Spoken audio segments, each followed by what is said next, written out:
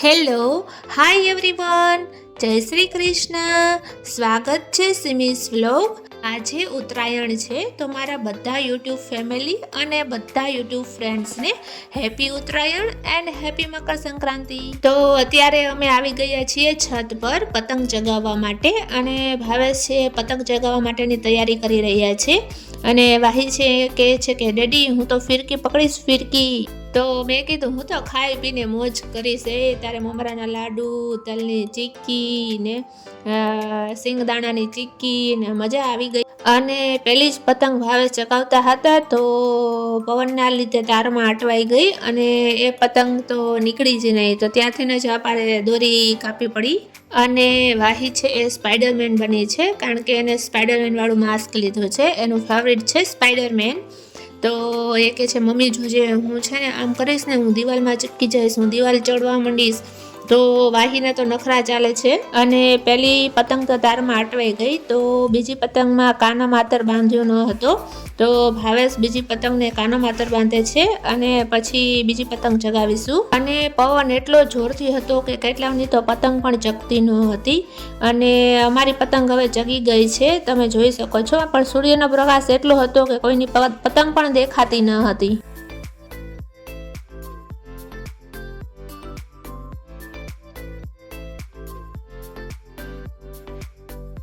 પછી મેં કીધું વાહી ચાલ આપણે પણ પતંગ ચગાવીએ. તો વાહી કે ના હું એકલી ચગાવું તો જ, તું એકલી નહીં, મને પણ એકલી જ પતંગ ચગાવી છે. તો મેં કીધું થોડીક વાર હું ચગાવી લઉં પછી તારો વારો.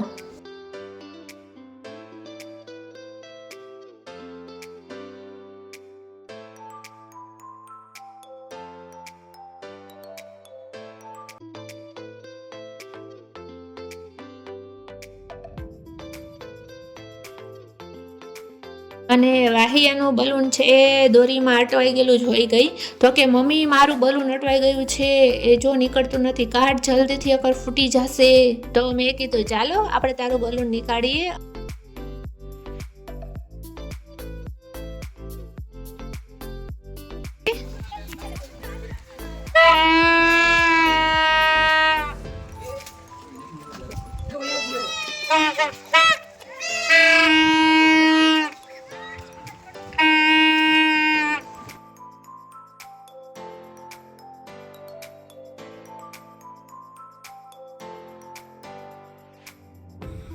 અમારી સામે જે જીગુ દીદીને પતંગ ચગાવતા હતા એમની પતંગ ચગતી જ ન હતી અને માંડ એક કરીને પતંગ ચગી ત્યાં ભાવેશે એની પતંગ કાપી નાખી. કાંઈ પહોંચે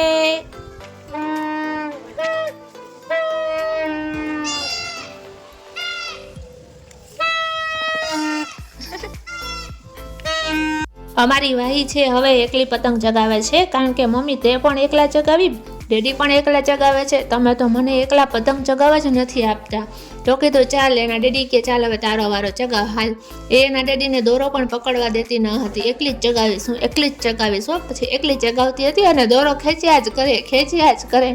મેં કીધું વાહી ખેંચ્યા ના કર પતંગ નીચે પડી જશે. તો કે મમ્મી હું પતંગ નીચે નહીં પડવા દઉં હો.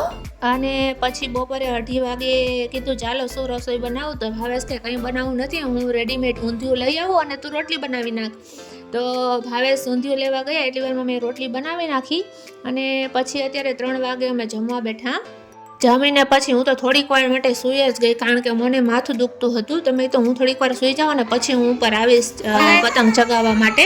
પછી ઉઠી અને ચા પાણી પી અને પછી હું તો ઉપર ગઈ સાંજે 6:15 ની આસપાસ.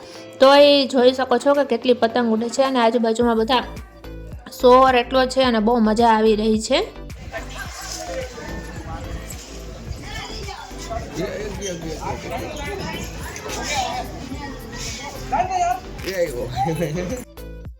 વાહી તો એનું બલૂન છે એ ઉડાવી રહી છે અને એટલી જ વારમાં એની ફ્રેન્ડ છે વેદાંશી એ પણ અમારી છત ઉપર આવે છે અને કહે છે કે વાહી આપણે બંને ચાલ પતંગ ચગાવીએ.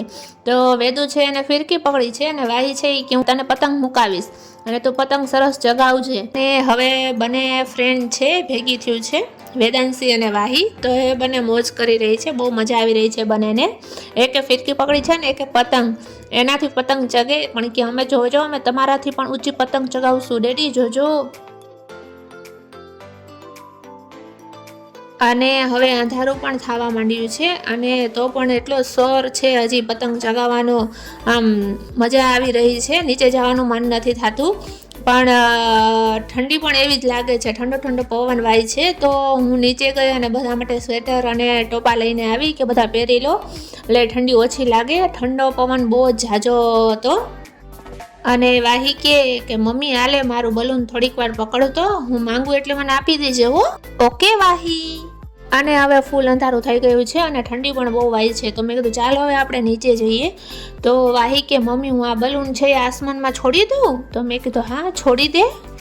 અને પછી અમે નીચે ગયા અને મેં કીધું ભાવેશ શું જમવું છે?